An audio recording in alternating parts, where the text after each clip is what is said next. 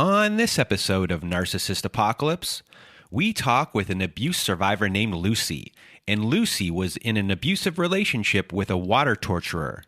It's a story of religious beliefs, neglect, fighting dirty, hoovering, and healing.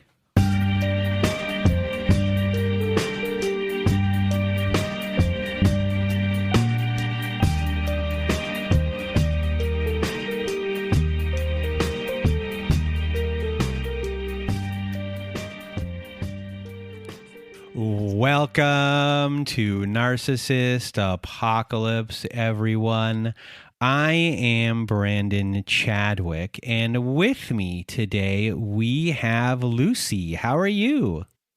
I'm very well, thank you. How are you? I am doing well. Thank you for asking. And if you want to be a guest on our show like Lucy is today, please do go to our website at narcissistapocalypse.com. Top of the page, there's a button that says guest form. When you click on that button, it takes you to our guest form page. Please read all of the instructions and either send us an email at narcissistapocalypse@gmail.com or fill out our guest form and press the submit button. We're always looking for people to send in their stories, so please do send in your stories today. And we're also going to be doing this initiative starting very soon, and we're going to be creating a portal on our website. And if you have a online business of any sort, Etsy store, eBay store, you provide some sort of service, editing, things like that, we want to create a portal for people to use your services if you are someone who's trying to get out of a relationship and need to squirrel money away, or you are out of the relationship and you're just trying to put a roof over your head and put food on the table. So please send us your stores or your services, and when we get our new website up and running and the portal available, we're going to put everyone's stuff on there. So just send those things in to us today. And today you're also going to be hearing Lucy's story. There is no trigger warning for this episode. This episode is all psychological abuse. And I really want to thank Lucy for being here. And now, without further ado, Lucy, the floor is now yours. Well, thank you so much for having me on the show. I'm really excited to be able to share my story, and my hope is that my story resonates with other people who may be in a similar situation as I was in, or maybe you're recently out of the situation and you're still struggling with a lot of self-doubt. You are not crazy. You're not alone. What happened to you was real. So I am going to read an excerpt from a song called Meadowlark, from a musical called The Baker's Wife.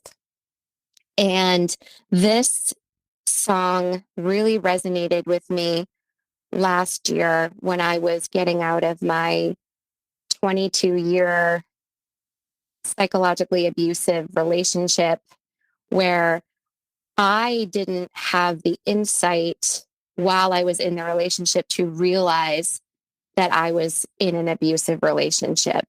My childhood and conditioning it did not give me the tools that I needed to know what I was facing.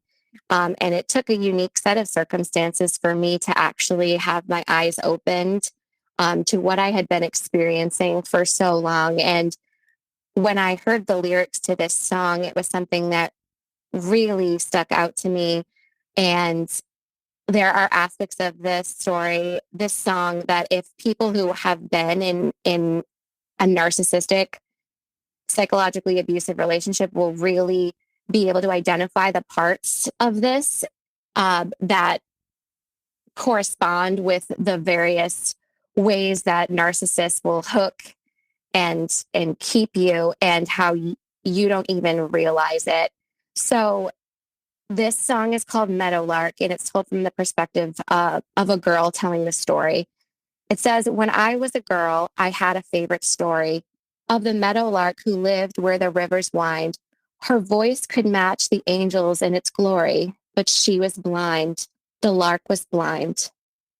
The king of the rivers took her to his palace, where the walls were burnished bronze and golden braid, and he fed her fruits and nuts from an ivory chalice, and he prayed, "Sing for me, my meadowlark. Sing for me of the silver morning.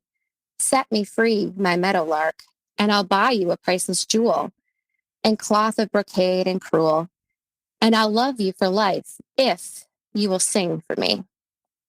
Then one day, as the lark sang by the water, the god of the sun heard her in his flight, and her singing moved him so. He came and brought her the gift of sight. He gave her sight, and she opened her eyes to the shimmer and the splendor, and he called to the lark in a voice both rough and tender, "Come along, fly with me, my meadowlark. Fly with me on the silver morning. We will dance on the coral beaches, just as far as your vision reaches. Fly with me." But the meadowlark said no, for the old king loved her so. She couldn't bear to wound his pride. So the sun god flew away, and when the king came down that day, he found his meadowlark had died. Every time I heard that part, I cried. If love has come at last, it's picked the worst time. Still, I know I've got to go. Fly away, meadowlark. Fly away in the silver morning. If I stay, I'll grow to curse the dark. So it's off where the days won't bind me. I know I leave my wounds behind me, but I won't let tomorrow find me back this way. Before my past once again can bind me, fly away. And looking at the different aspects of that story, you'll see where the meadowlark was blind. She didn't realize she was in the situation she was in. The king isolated her.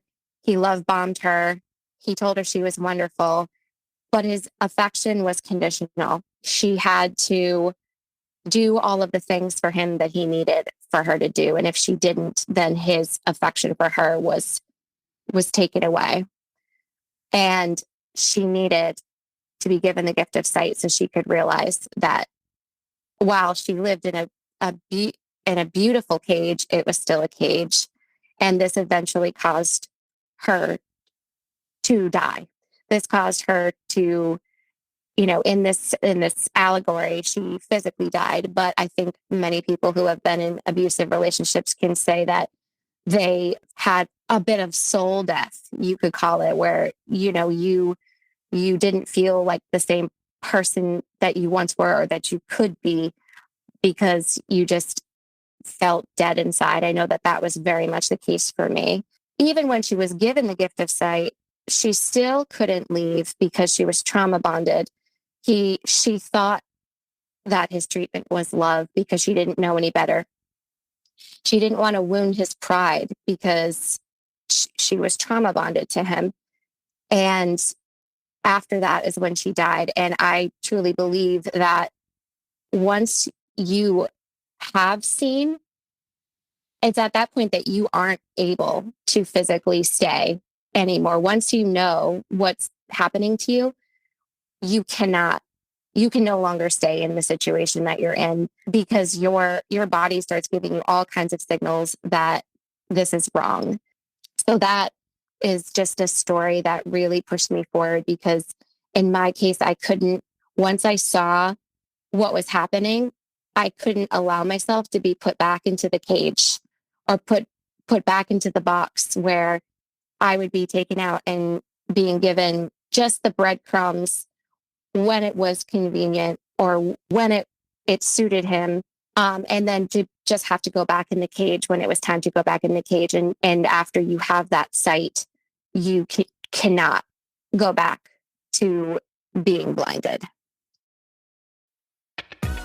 This episode is brought to you by Smart Food. There are a bunch of ways to be smart during the holiday season. Getting the shopping done early, not sitting your aunt next to your mom, and snacking on Smart Food popcorn. It's air pop popcorn tossed in delicious white cheddar cheese or sweet and salty kettle corn. You are what you eat. Welcome to the Smart Club. Shop now at snacks.com.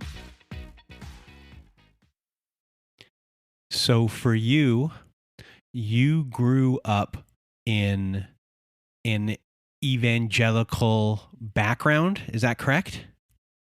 Yes, we were considered evangelical Christians. We particularly Baptist. We were Baptists, but it was very much a focus on evangelicalism.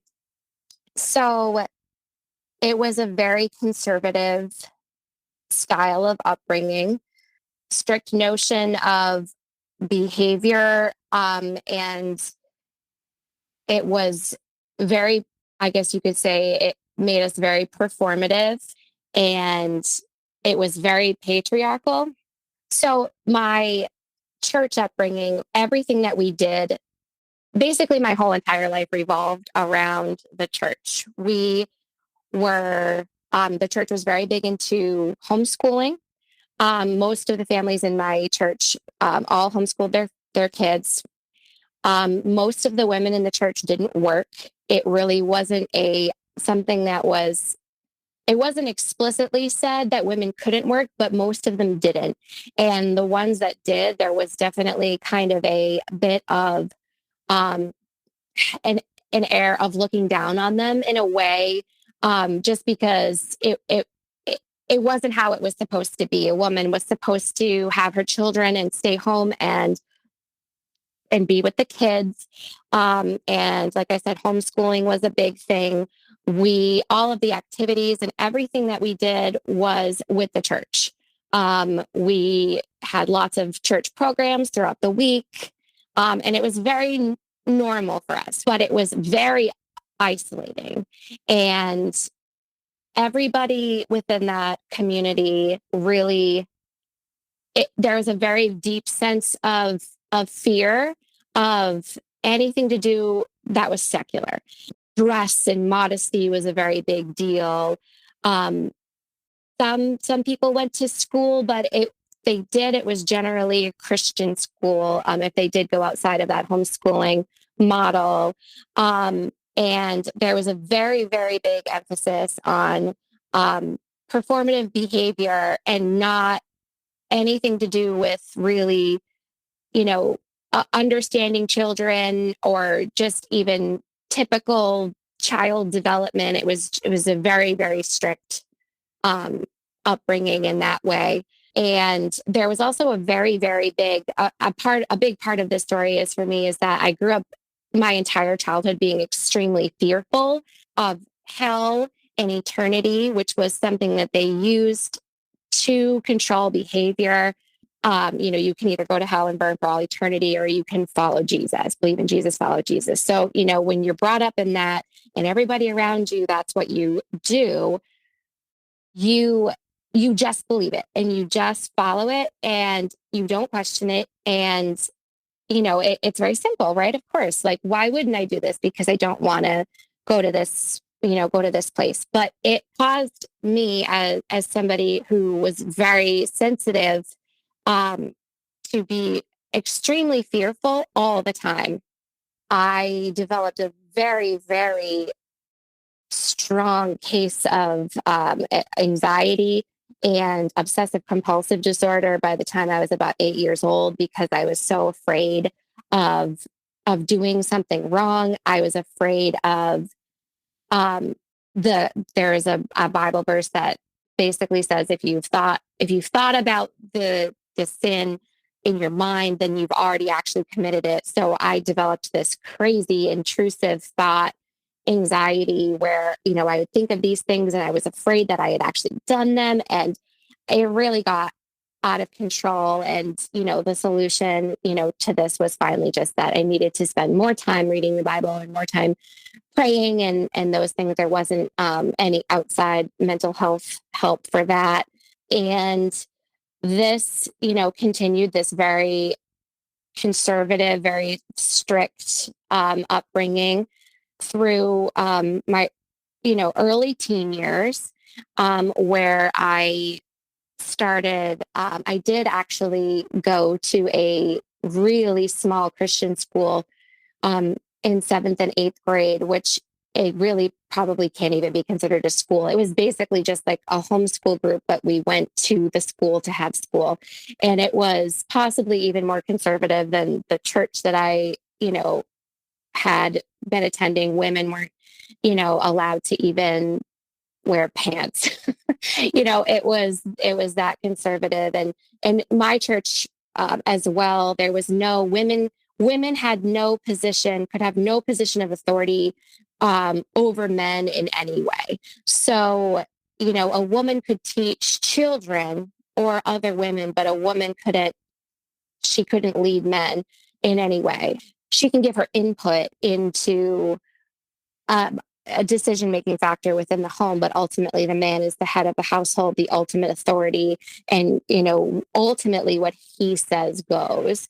And we were kind of told that we should really be grateful for that, because he was the one that was responsible to God and not us. So we should be happy that we don't have to make those decisions. So this continued on until I went to this Christian school, and I met a couple of friends there who their church was, they didn't go to my church, but they were in a church that was very similar to mine. And so I was allowed to start attending their youth group, which was, just like a teen group that got together on one night a week.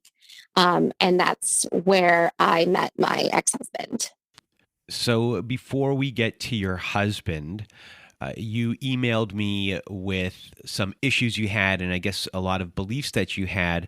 Some of them were that you have ADHD, you have perfectionism, divorce was not an option for you. You had the belief that anything could be worked out with enough prayer. There was very much an idea that people could change. So you should, I guess, let them stick around to work out those issues. And that includes physical abuse as well. Within your relationships, you had to be with someone who was a born again Christian. And also, your belief at this time was that anyone who's a born again Christian is inherently good. And within this ideology, let's say this ideology, you're told that your body isn't for you and it is for your future husband. And so these are a lot of these things kind of floating around inside you that will contribute to you staying. So after kind of pointing all of this stuff out, let's just kind of get back to your meeting of your husband, because you meet him when you are 13, he's 15, and 15 years old. You can be immature at that age, and many things can be chalked up to being immature. So it's really difficult to discern behavior, especially behavior that will persist down the road, compared to someone who might learn and grow. You can be 15 years old and be immature, and you can still learn and grow. So you don't know that problematic behavior is problematic behavior until someone actually gets older or patterns are formed. So you're meeting your abuser at the age of 13 inside this religious bubble. So I guess walk us through how your relationship with him begins. He was a little bit older than me.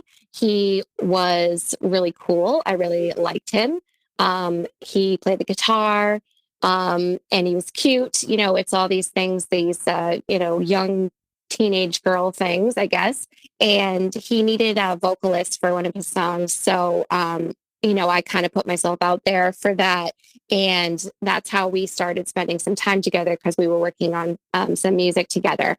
And he was very mysterious, I guess. He was quiet and a little bit withdrawn, but I found it very interesting, I guess. And he had expressed, I guess, to a friend, another mutual friend, that he was interested, but he was fearful to, he didn't want to put himself out there to to ask me to be his girlfriend, quote unquote, which was, at that age, most boys aren't too fearful of doing that. So it turns out I found out that, he had an experience where he asked a girl out one time and she rejected him.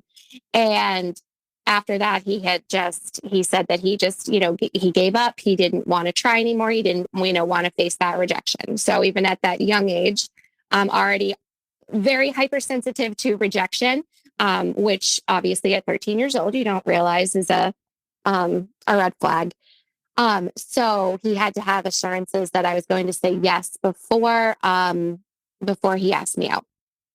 So, he got those assurances. And of course, this is triggering a response in me of a very, a caretaker and the empathetic side of me. And something that, and I'll just run it through really quickly, is just that I have, I had things in my childhood. My biological father left my family when I was very young.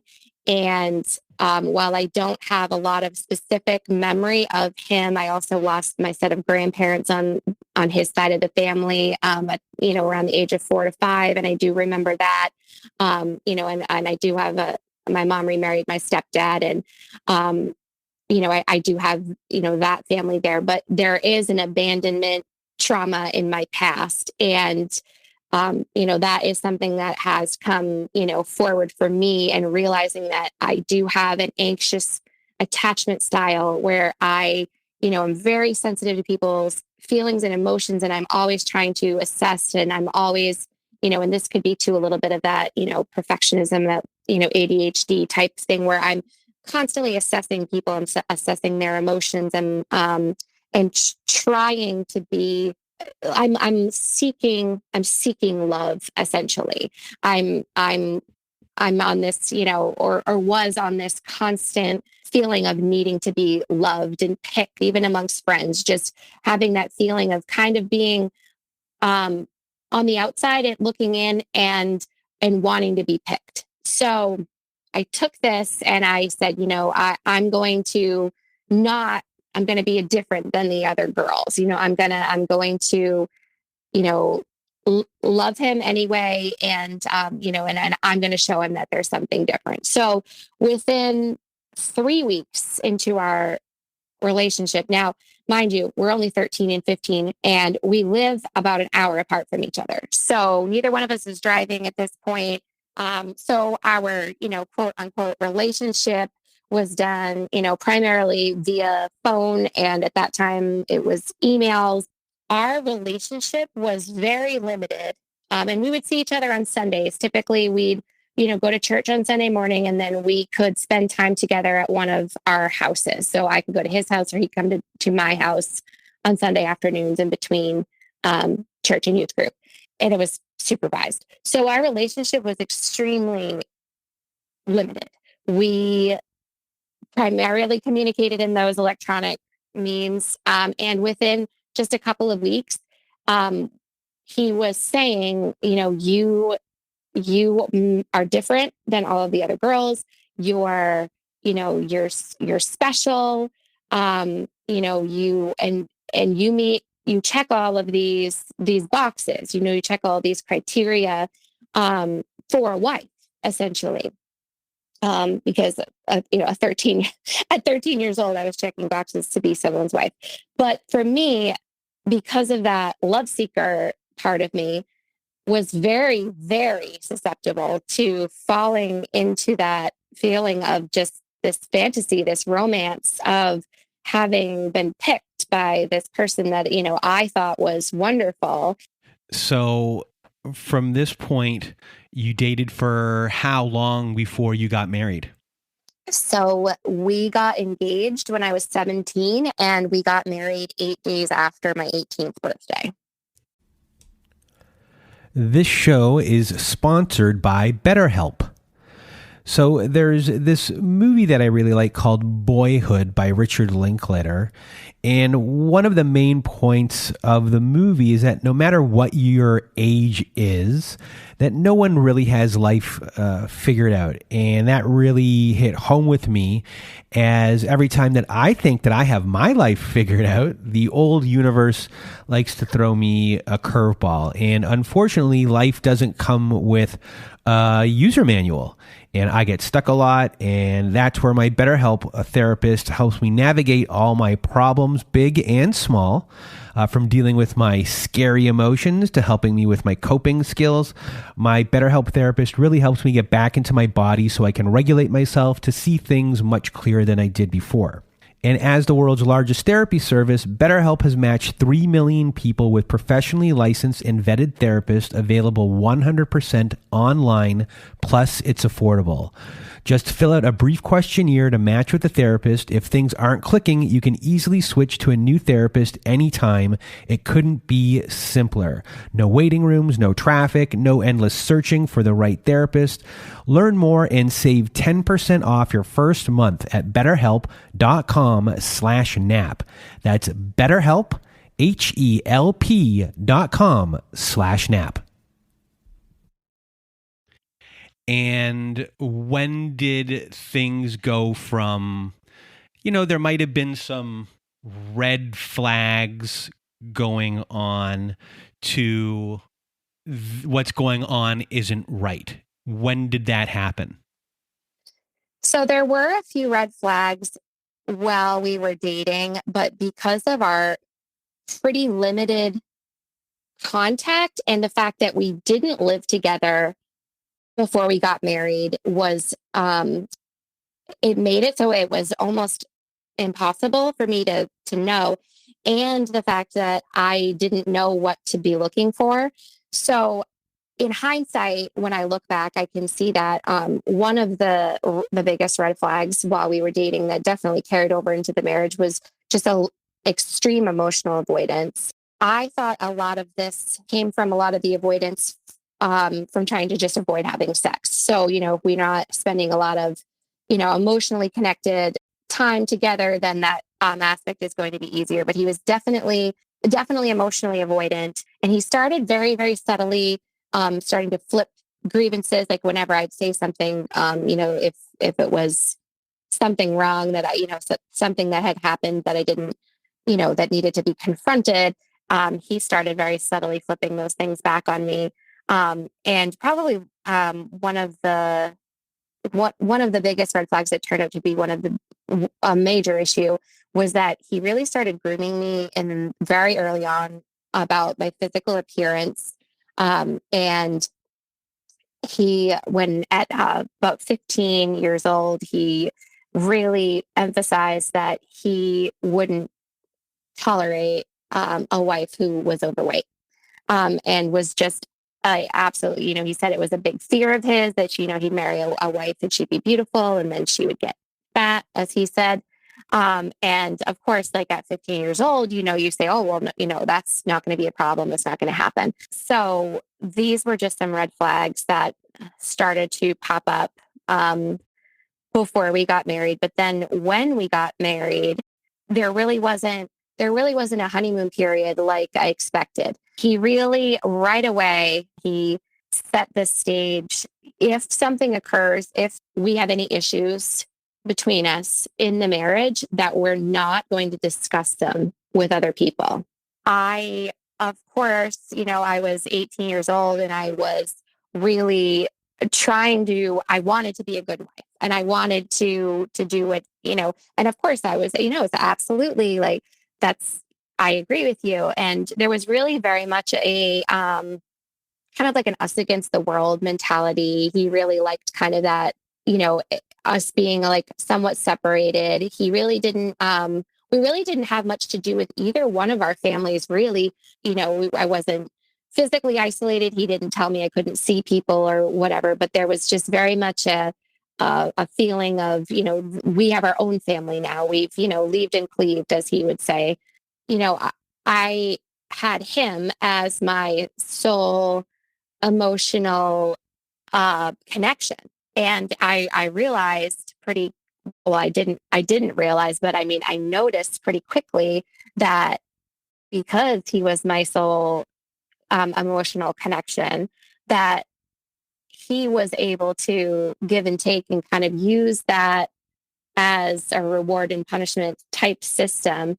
There was a very distinct feeling when as soon as we got married, of just feeling like he wasn't with me anymore. It was a feeling like of where did he go? Like, where did this, this man, this boy that I had married, when we were, so optimistic, and he retreated into playing excessive amounts of video games, um, to the point that, like, in the beginning of our marriage, he would, as soon as he'd get home from work every day, he'd sit down on his computer and he would essentially play until he went to bed at night. And then on Saturdays and Sundays, he'd play, or he'd have a friend over, and then they would play all day, every day.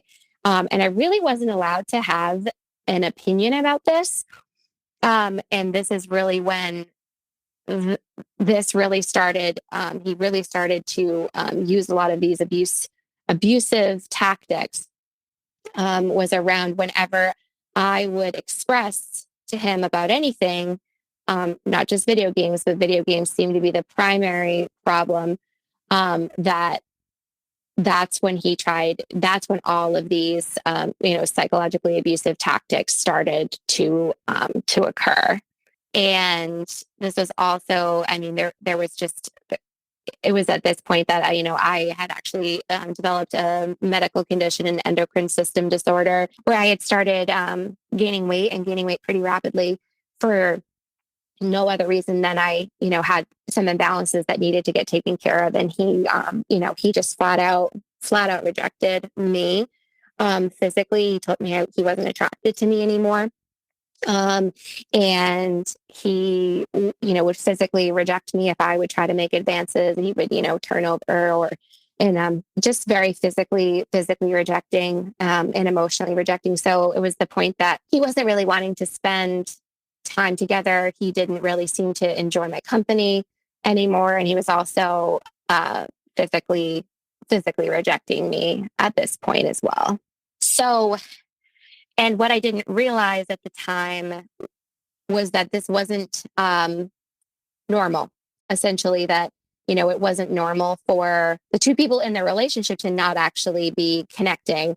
And I didn't have a way to find out that it wasn't normal because, as I had said before, at this point, he had me isolated by telling me not to talk about the problems with other people. So this has really, really set the stage for his gaslighting to start. So I just want to point out here that you are about to hear a story of an abuser who is predominantly the water torturer in Lundy Bancroft's types of abusers. So just in case people wanted to go read about that type and follow along. Yeah, absolutely. And I only recently just found Lundy Bancroft, but when I read his description of the water torturer, I could have written that word for word. It was one of those feelings of reading it where, like, your whole body like turns cold because you're like, oh my God, that was literally my life. He's also a very much a Mr. Right and a bit of a demand man too. You can look at those, but the water torturer is one of the hardest to detect because they're so subtle. And so every argument with him was like an all-out war. And I didn't realize that, I just said, he's just, not good at communication. He just fights really dirty. But it didn't seem to matter what the topic was. He didn't want to hear. He took me saying, I need more time with you. I need you to want to be in this relationship with me. I need you to love me back. I need you. And every time that would happen, it would be met with extreme hostility. It's almost if I had insulted him. So if I said to him, I need more time with you. I need you to care about this relationship. It would be met with that I was always bitching at him. You're always bitching at me. You're always negative. You're always complaining. You just think so negatively of me. This is why you're saying these things. And the only reason that you feel this way is because you have daddy issues. The only reason that my actions hurt you is because you're insecure.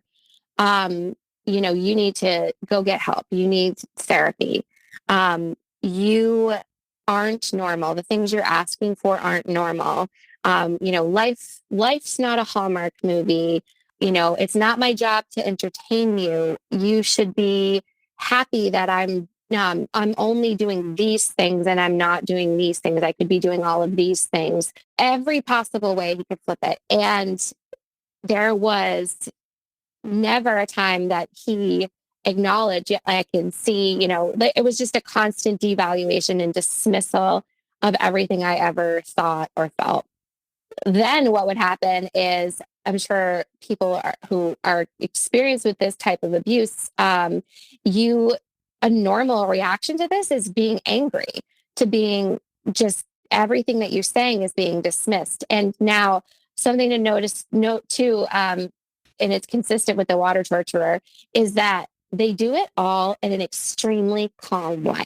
So he's devaluing me. He's putting me down. He's telling me, I'm batshit crazy and, all of these things. And he sitting there doing it with this calm demeanor and a quiet voice.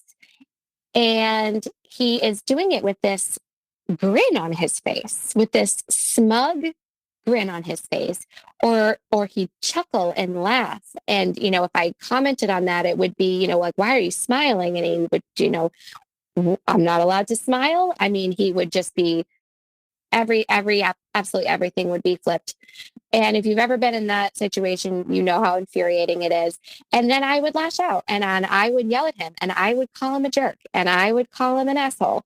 And then the entire argument at that point would be focused on my reaction. It didn't matter what we had started fighting about because I had yelled at him. He had the ability then to take what I did and say, see, this is how you are. And this is why I don't like to spend time with you, because this is how you act. And, I'm not the one who's yelling at you. I'm not the one who's abusive towards you. You're the one who's yelling and swearing. You can't say I'm the bad guy because you're the one who's yelling and swearing, which is just, absolutely infuriating. And then it makes it, he would say, this is the reason, because you are like this. This is why, I don't like to spend time with you because you're always mocking me. You're always, I don't speak up because, you're just going to shit on everything that I say. Just this constant, no matter what I said or did would matter at that point. And it would usually end up at just, and then he would say, I'm not going to talk to you if you're like this. And then the conversation would be over because he'd stonewall and then he'd give me the silent treatment until the next day, usually until I could kind of crawl back and prove that I had dropped it, that I had, let it go. And then we kind of go on business as usual until the next time. So you were also gaining weight at this time, which probably was used in put downs a lot as well. And as far as, creating self-esteem issues within you and maybe self-acceptance issues as well, you wrote to me that cognitive dissonance became a really big thing within this time. So can you kind of discuss what that was to you and I guess how you came to understand it within that time? Because it has to be confusing as far as mixed messages that might be happening there. Yeah. So the weight issue occurred mostly in just the first few years of the marriage. And I was able to, with the right medications and things, I was able to get that under control, and get the weight off. And that it definitely caused me to have a lot of resentment towards him because he was, all of a sudden interested again. And I felt very used. Like I just felt very, that you didn't care about what you said and did towards me, when I wasn't as you wanted me to be. But, now that I am, I look the way that you want me to look. Now you want me, now I'm worth it to you.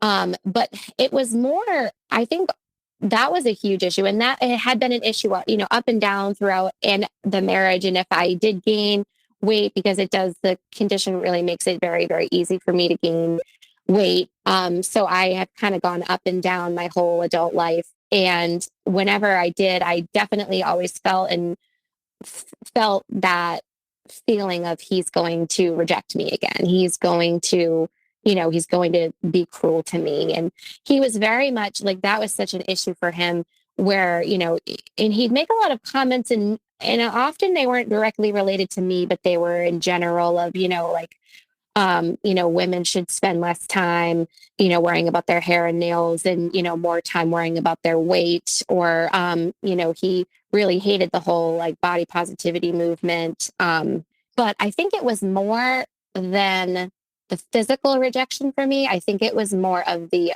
emotional rejection, that just never wanting to be a part of the relationship, where he always would prefer to be away from me, essentially with his actions and really his word tell me that he didn't want the relationship. He kind of he wanted me for when he wanted me and for what he wanted me for, but I wasn't expected. I was expected to not have any needs outside of what he wanted me for. And if I pushed for anything more than what he was willing to give, that's when all of these abusive tactics would come.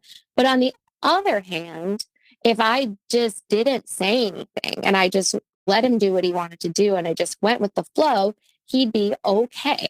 Now, like, he was never overly loving or, super fun, or, you hear about these very stark contrasts, but to him, just the peace, like just the, him not walking around with a scowl on his face, or me not feeling like I'm trying to assess his mood constantly. Like, those were the good things. The cognitive dissonance definitely occurred from him telling me that, no, I love you, but treating me unlovingly, constantly. And then you just grow to assume that you know what love is, when in reality, none of the things that he was doing or the ways that he was acting were loving at all. Nothing I said ever mattered. It was almost like a switch would flip in his brain when he'd hear something that, being questioned or, asked to be held accountable for anything. It was, he just really couldn't handle that. And then that's when it would all really start. And he really didn't, he never showed any kind of empathy or remorse. And we'd get into these, these circular conversations, and I would end up, sobbing, because it was so frustrating and so disheartening, like, to be just chronically misunderstood and invalidated, and to have nothing you ever said matter to the person that claims that they love you. They say, I love you. I care so much about how you view me.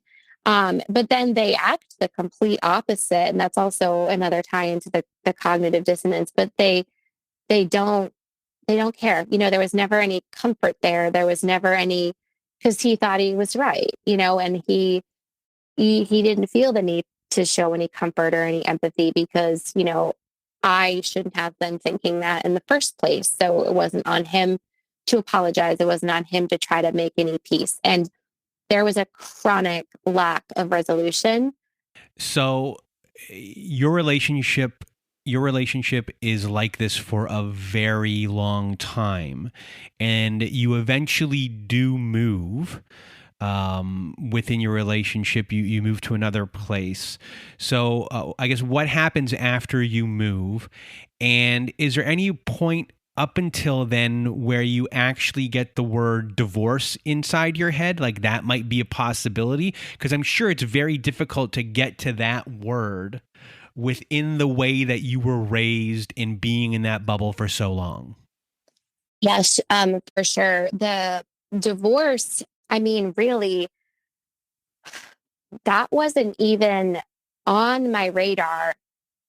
I would say things like, why are we even together? I would say, if you dislike me this much, if you have this little desire to want to be around me or spend time with me, or you have a relationship with me, then why are we even together? And of course that, was, met with, I'm so terrible. He did this very self-deprecating talk where it was like he was talking to himself. No, it was as if he was arguing with me, but he was arguing with himself. It was very bizarre. And he would say, I know, I'm such a terrible husband. I'm such a terrible father.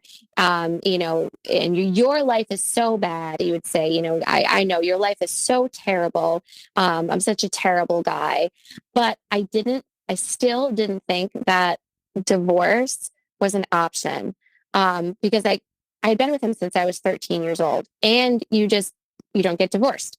So our life was continuing to progress. So I ended up like against all odds because of how I was raised and my family structure and everything. Like the women in my family actually. Most of the women that I grew up with, it wasn't women didn't go to college. So when I said after high school that I was going to go to college, I was met with from my family. I was met with why are you going to go to college when you're going to be a wife and mother type of thing. And I defied that. I was more, I guess, on the, quote unquote, rebellious side for my church. And I did, very fortunately, very, very fortunately, did continue with my education. I have a master's degree and a great career, thankfully, because it's made the whole process of getting, out of the situations exponentially easier. But when we moved, we moved into our dream home, big, beautiful home. And I had just found out I was pregnant with our second child. When we moved there, things seemed to get worse. He seemed even more reclusive than ever. So something that would happen, I'm very much, and it's probably the same with a lot of people, at least most women that I know. We need to feel close with our partner to want to be intimate. And that was something he didn't understand at all. And so he would think that he could, play video games in the basement and then come up and, get what he wanted from me. And I would let it happen most of the time because it felt like it was the only time that we were connecting. It was the only time that I felt like he wanted me in any way, even if it was just, for that.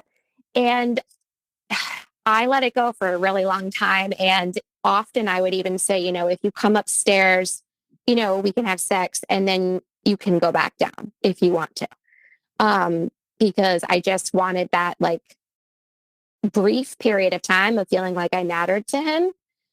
Even though I was, still just rewarding him essentially for, doing whatever he wanted to do and not investing in the marriage. And I would tell him in every way that I could possibly think of that, this is upsetting. And I would feel, and it's interesting in hindsight because at the time, even though I was, I was consenting. I was even initiating. But it still felt coercive somehow. And I didn't know how, I didn't know why. And that, it ended up creating, some big problems. And I got to the point where I started saying, I'm not going to let this happen anymore. And instead of, him taking that as like, okay, I need to prioritize my marriage, my wife, I need to figure out like what I can do to invest in her. It was just less and less. It was just, he just was just drifting further and farther away. So it got to the point in the relationship where I was exhausted. I couldn't, there was nothing I could do. I fought like hell to try to get my needs met in the marriage.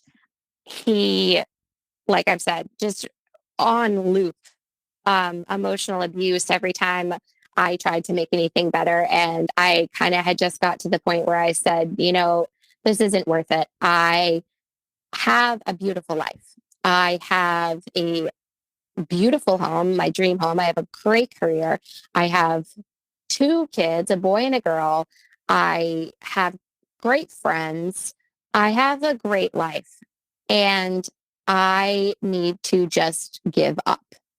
There was a defining moment that I said, I give up to myself, not to him.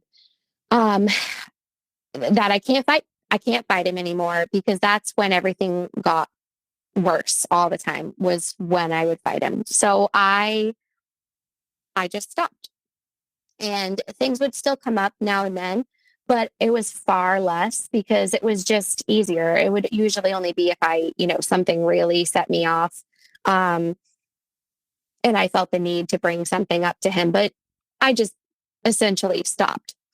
And then I just started spending a lot of time alone. I was in my bedroom a lot, just watching TV at night most of the time. And, he would be in the basement, and that was it. We just lived basically separate lives. It was like a roommate situation. We'd, both go to work, come home, we'd kind of move around each other, doing things around the house. And then once the kids were in bed, it was just separate ways. No real relationship at all. And I had prayed my whole life, our whole marriage, that, God would intervene somehow, that he would change him, that he would make him see how his actions were hurtful, that he would fix it essentially. And I prayed that earnestly for years and years. And then I got to the point where I said, well, God, if you're not going to change him, can you just change me? Just change me to need less, because I need a relationship where I have a closeness with my partner, and I can't get that from this man no matter how hard I try. So please just take away that desire. And for a while I thought that he had, and I would joke around that I was dead inside. I would say it all the time. I would be like, I'm the ice queen. I, just nothing brings me joy. And then I was depressed, clearly. So I would say a few years go by like this, and I eventually do find a hobby.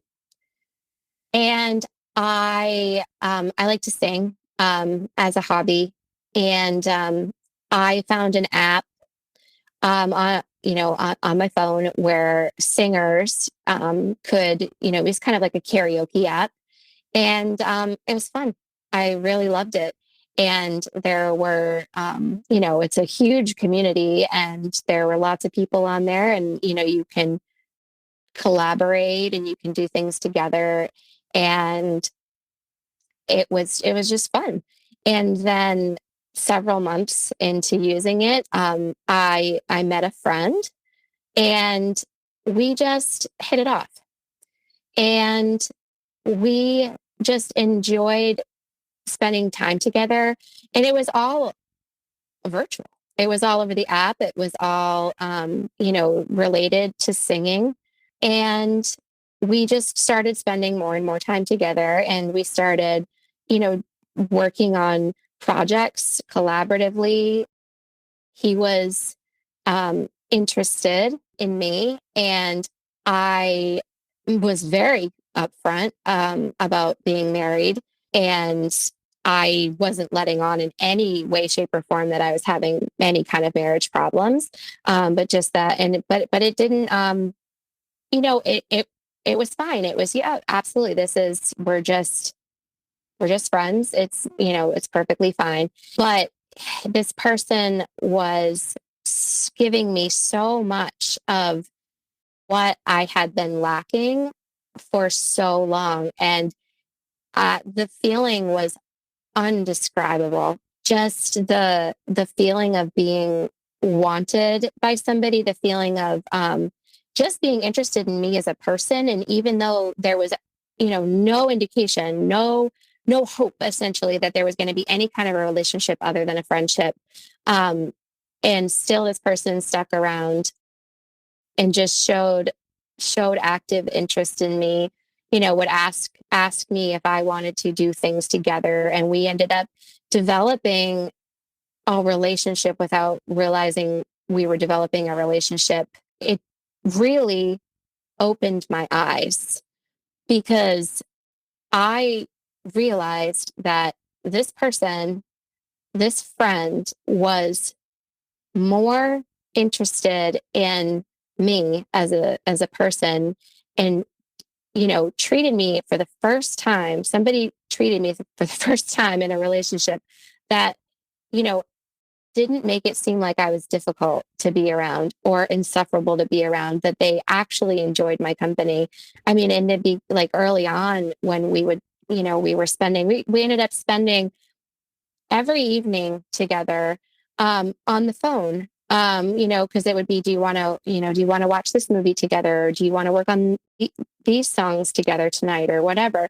There was initiation there. There was a desire there to just be around me as a person. And I would say, don't you have anything better to do? And not in like a rude way, but in a genuine, you must have something else you would rather be doing than spending your time with me. And, and it wasn't the case. What else would I rather be doing than spending time with you? And even just there were, something came up and there was a minor conflict. And I remember I had to approach him about something that had happened. And it was the way that he handled the conflict for me that really opened my eyes to the way that I had been being treated, because I was ready for, oh, you're always complaining, you're just crazy. I already do so much for you. How can you, I was ready for that. But when I brought up the thing that had bothered me, he said, you're right. I did do that. I'm really sorry.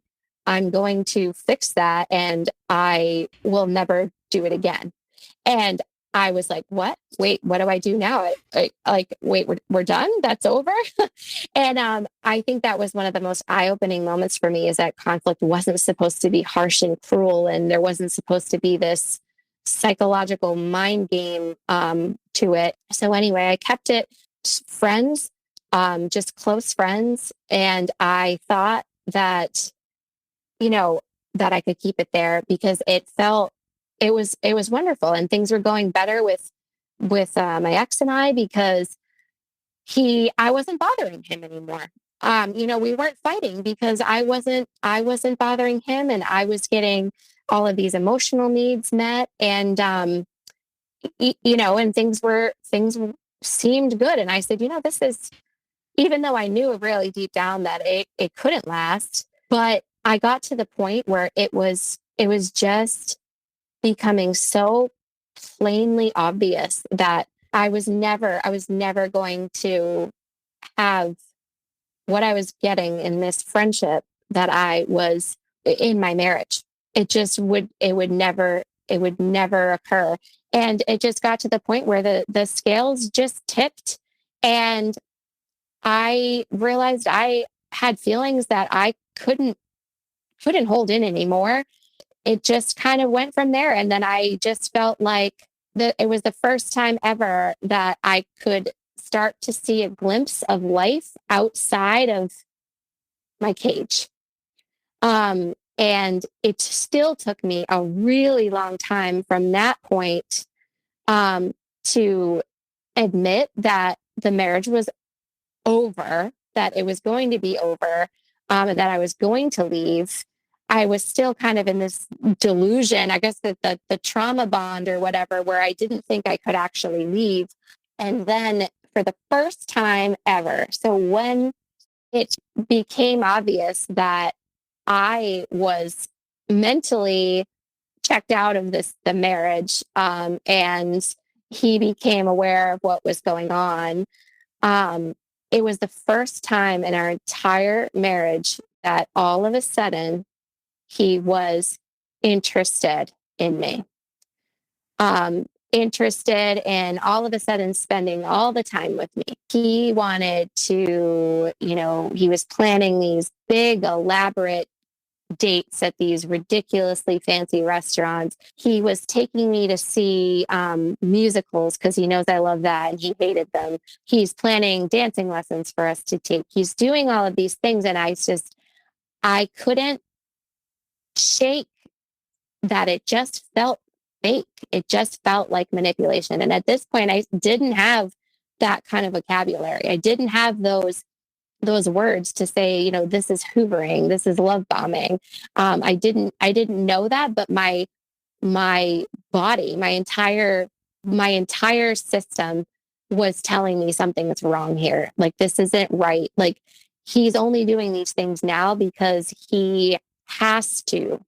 I felt like, I always use like the analogy of, it felt like he was a 4-year-old boy and, I'm a dump truck in the sandbox and, he doesn't want anything to do with that dump truck. He left it a long time ago, but then someone else comes along and, is interested in playing with the dump truck. And then all of a sudden he wants the dump truck back. And that's how I felt. I just felt, I felt so angry. I felt so much anger towards him because he knew, like, that those actions proved to me that he knew the whole time exactly what I needed.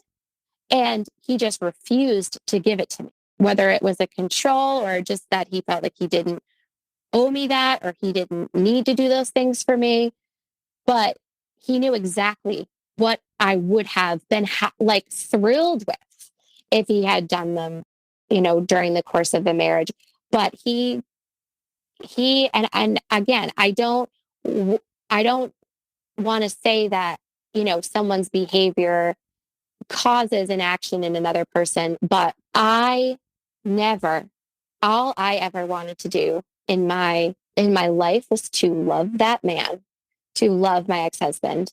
And I tried so hard for 22 years that we were together to have a relationship with him. And he didn't want to be in that relationship with me. And even if he had just shown me even even just slightly more than a breadcrumb of interest or attention, I would have put up with it. And I think it's pretty evident that I would have put up with it, given that it was 22 years that we were together, that I already put up with it, with getting so little from the relationship and not even realizing it. But once your eyes are open, and this is why that song resonated with me so strongly, was that once your eyes are open, you can't go back.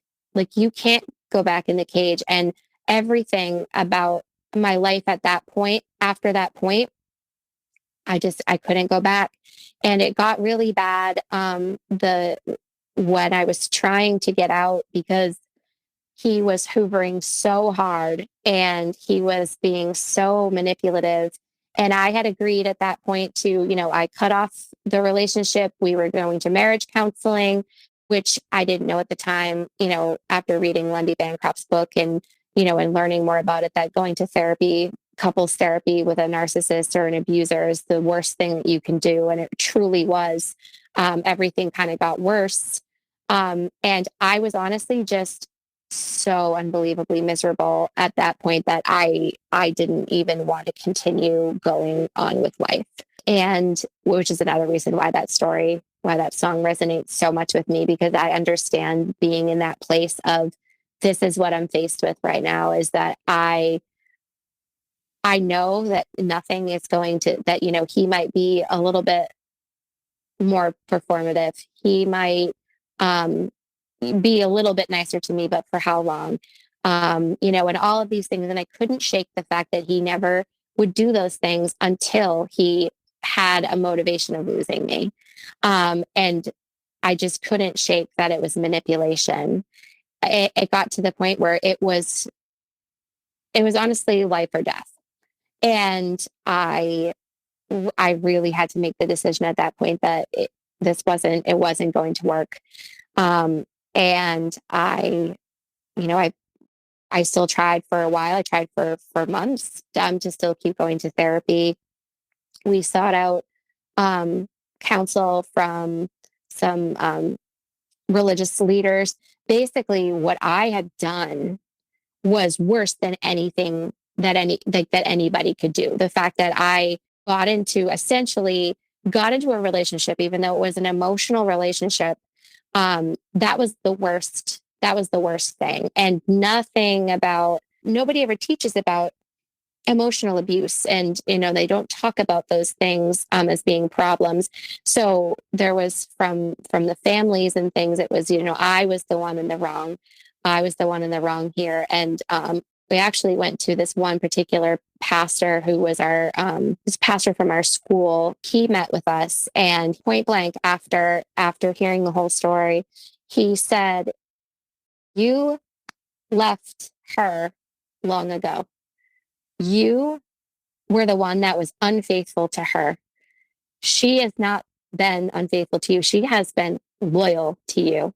And you have been emotionally abusing this woman for years." But I was absolutely blown away. It was the first time I had felt so unbelievably validated, and especially having it come from, a religious leader.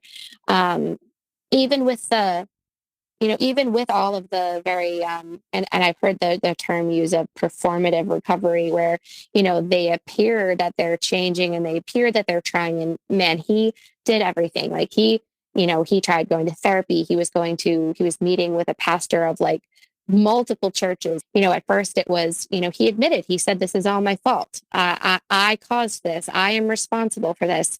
But then slowly that started backpedaling to where, I might have done this, but you also did these things, and you weren't exactly, easy to be with. And, and it just, it was as if it was textbook. It was like, everybody says it, when you read about the stages of how narcissistic abuse works.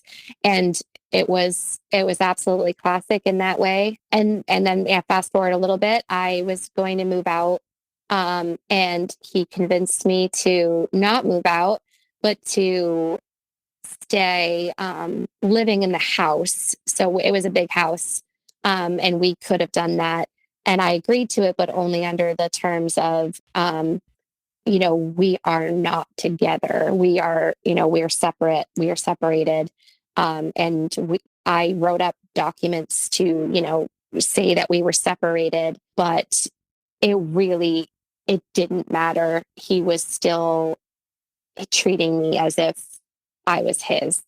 And I still didn't have the freedom or the capacity to start living as if we were not together, until I actually made the decision to move out, which is a year in December. So I'm coming up on that 1 year anniversary of living on my own, which was the absolute scariest thing I've ever done, was to, sign a lease and just to make that decision and to start to realize that I was strong enough and smart enough to make my own decisions, where, I had always kind of thought, he was the smart one. He was the one, who had the sense and the common sense and the street smarts and all of that stuff.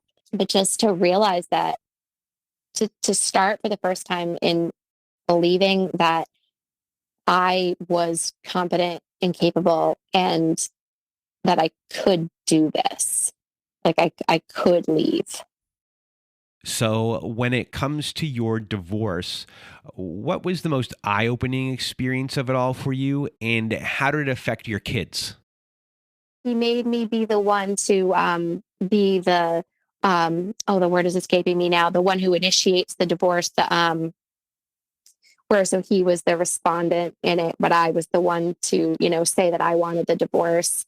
The contester? Yeah, I mean, I can't remember the word off the top of my head, but I was, yeah, so I was the one, he wrote it, like he actually physically wrote my name in that spot to say that, because I think he didn't want it to come back on him as being the one who wanted the divorce.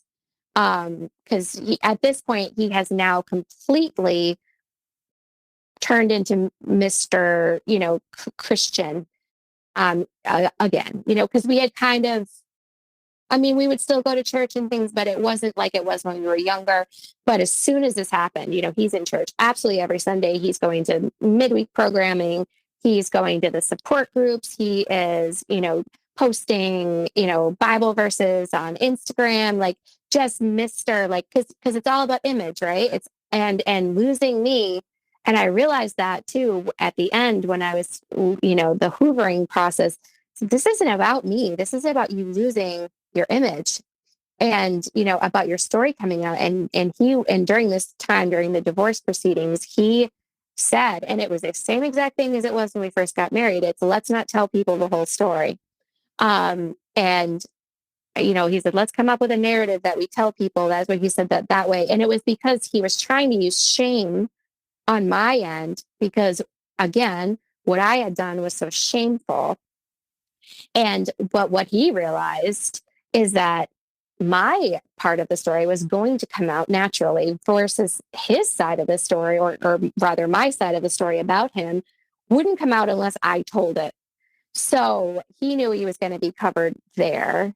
And it almost worked, but so, yep. So the divorce went through, in February, and we do have 50-50 custody, which the kids, it has been the absolute most wonderful difference than I could have ever even anticipated or imagined. And when we were going through the divorce, he would send me all of the articles and tell me all of the reasons why the divorce was going to mess the kids up so badly and that it was all my fault. And he would say that they were going to know that it was my fault. And he really tried to use the guilt aspect of, our kids growing up in a divorced home, and, and the negative aspects of that. And, that was devastating. Like, that was so hard for me to contend with that. But I have seen such amazing personality changes in both of my children. I have a 10-year-old and a 5-year-old. So my daughter, since we moved, it's been night and day. Night and day. She is open with me. She talks to me all the time. She tells me things that are happening at school. She asks me questions. She shares things.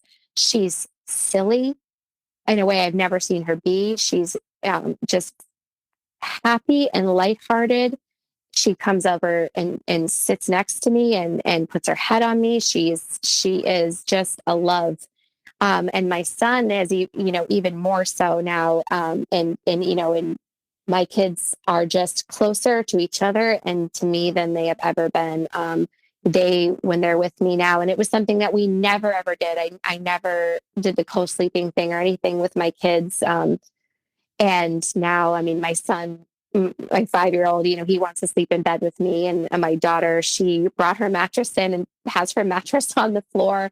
And they have a bedroom, but, they prefer to just sleep with me. And it's been such a sweet and wonderful bonding experience that I've had with my children that I never had before. And I honestly have to attribute it to the fact that I'm just so much calmer, and that I tried so hard to hide that I was struggling, and I thought that I hid what was going on really well, but I think it had to have been manifesting itself physically and emotionally in my emotional state and my level of patience and my level of capacity to give to my children was diminished severely, because I was always trying to mitigate him and regulate, manage his emotions and things like that.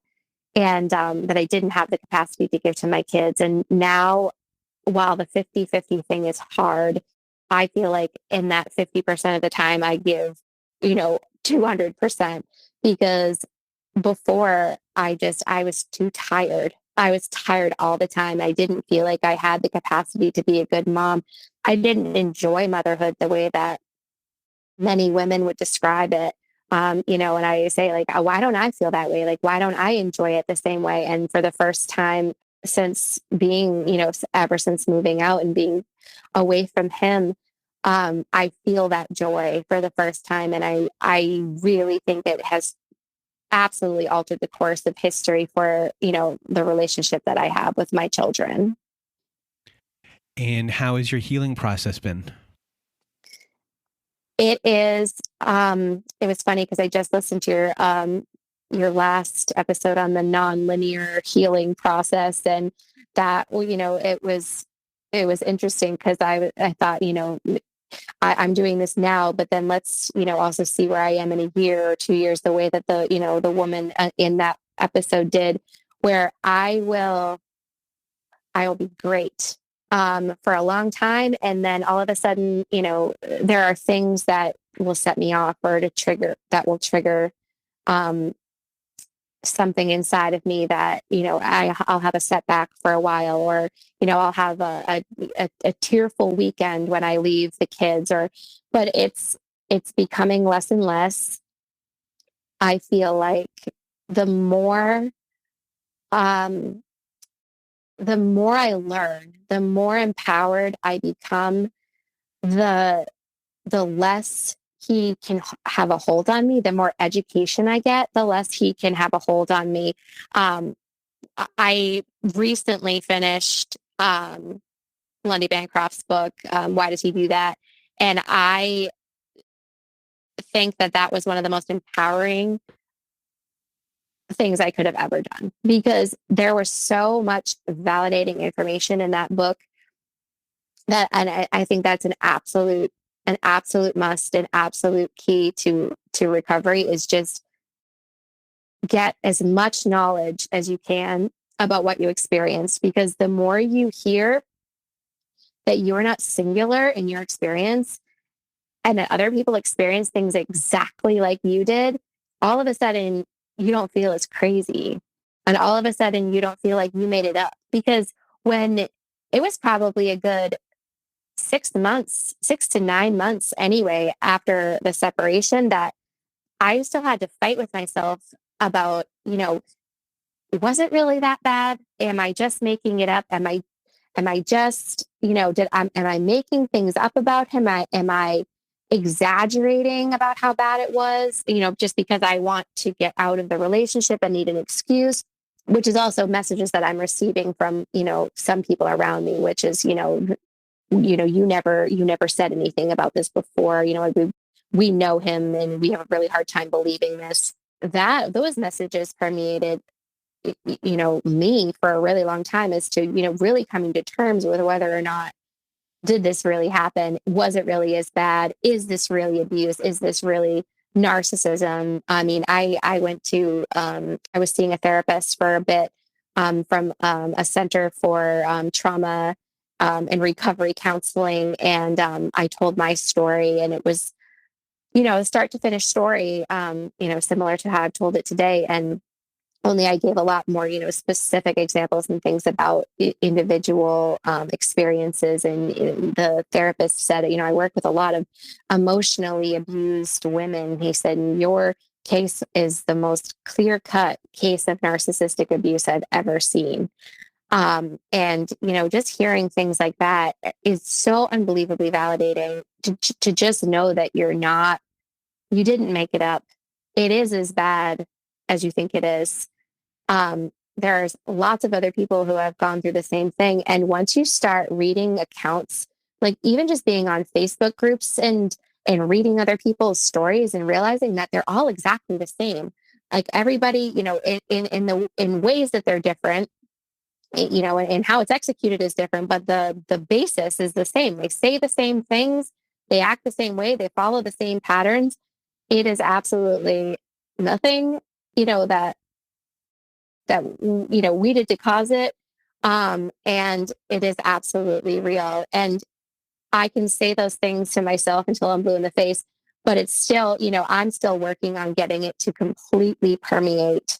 Um, and recovery for me is still difficult because I'm still dealing with, I can't go no contact, obviously, like some other people can because we share children.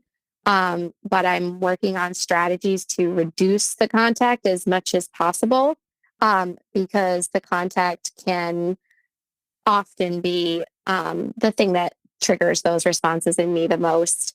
I have really worked towards strategies of, instead of walking my kids out to the car when he picks up, just letting them go, waving to them at the door and letting them go and things like that.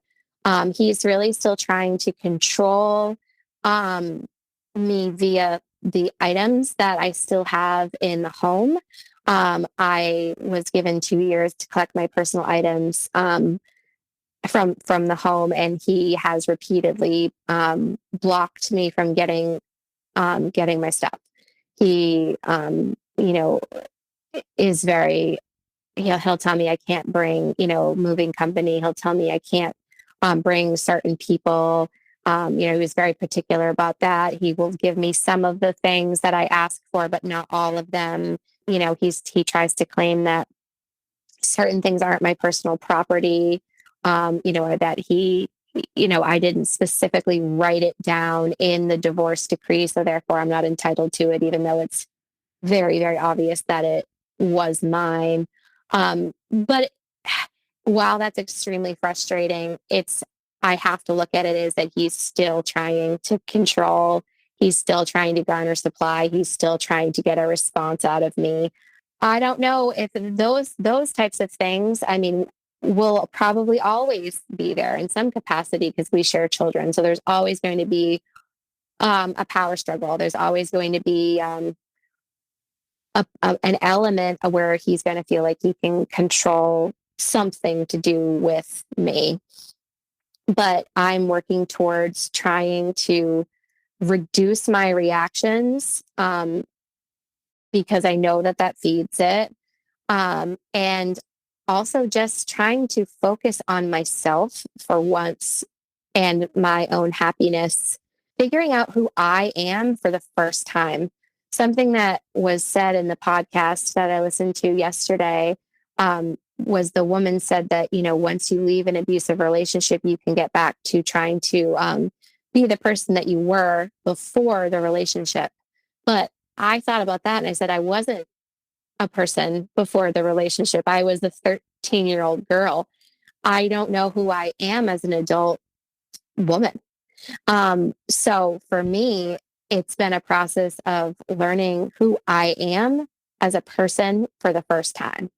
It's challenging because there's so much about the relationship that there's so much about me that I don't know if this is truly me or if this is just how I've been shaped, if this is just how, his conditioning and has trained me to think. And then, I like these things or I do these things or I am this way because of those things. So it's been a discovery process, and I'm still learning and growing, and I feel, every day that every day I used to say, like, I'm going to count the days in between the days that I cry. And every time every time that those days get longer and longer, I'm going to count it as, that things are getting better, that I'm getting better. And it's been a good while now, and I'm feeling mostly optimistic, and, there is hope, like there is light, there is sight at the end of that tunnel. And if you have any words of wisdom or advice for everyone listening, what would it be? Just follow your instincts. If you feel like something isn't right, it's probably not. And you can listen to yourself, listen to your inner voice. I blocked mine out for so long, and I replaced my voice with his voice, and his voice became the voice of truth to me. And really just know that your instincts are better than you think they are. And also it's not going to get better this time. If you're being, hoovered, it's not real change. It's performative. It's not going to get, better. I would just say, you, know, and I think I knew in my heart for years that it was wrong, that I deserved better, but getting out seemed impossible. And until you can find a way to break that trauma bond and to realize that what you have been experiencing for so long wasn't love, it was addiction. And for me, I had to realize that I had been in a relationship for, 22 years alone, essentially, where because of the intermittent reinforcement, they give you a little bit and then they yank it away and then you earn it back. And when they give it back to you, when they finally give you that breadcrumb, it feels so good. It feels so good.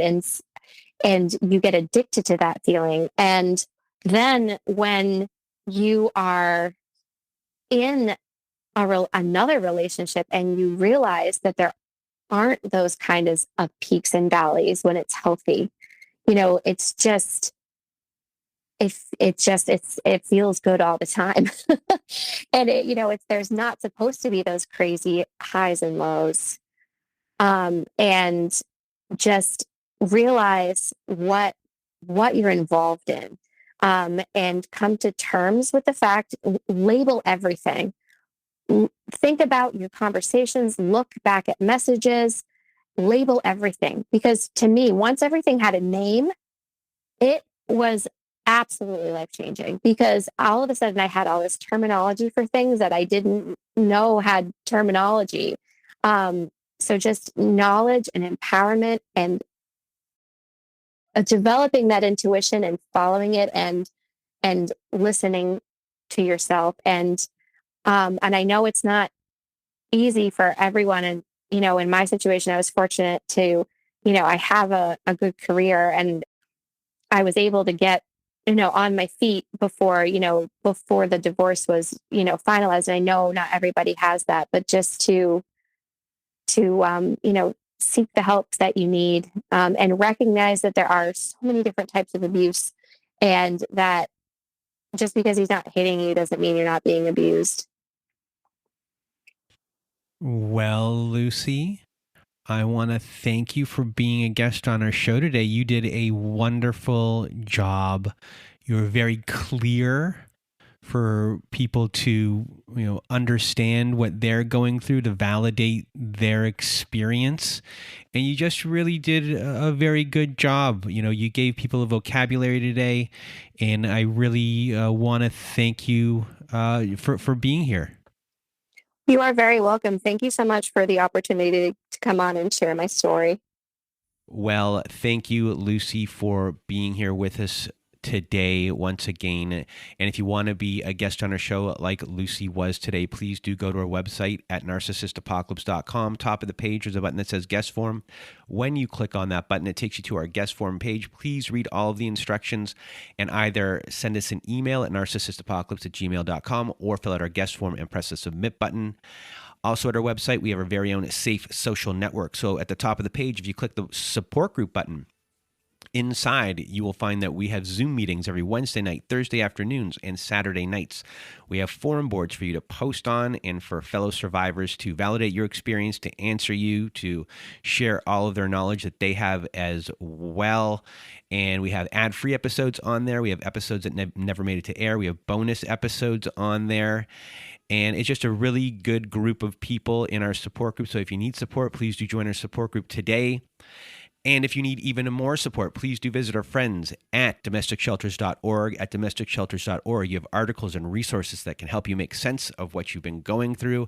They have the phone numbers, email addresses, and websites to every shelter, every domestic violence agency, big town, small town. They have it there at domesticshelters.org. It's a great organization. And that is it for today's episode. I really want to thank Lucy for being here once again. And from Lucy and myself, we hope you have a good night.